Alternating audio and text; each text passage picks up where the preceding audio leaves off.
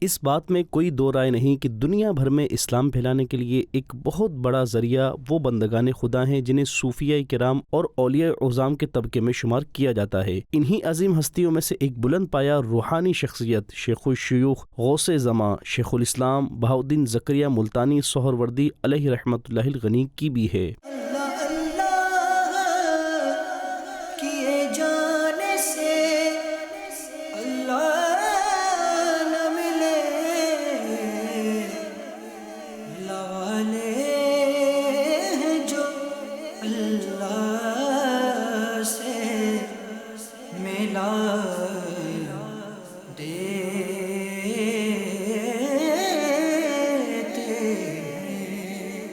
آپ رحمۃ اللہ علیہ جمعہ کے دن کوٹ کروڑ ضلع مظفر گڑھ پنجاب پاکستان میں 27 رمضان المبارک 566 سنہ ہجری مطابق 3 جون 1171 عیسوی کو پیدا ہوئے۔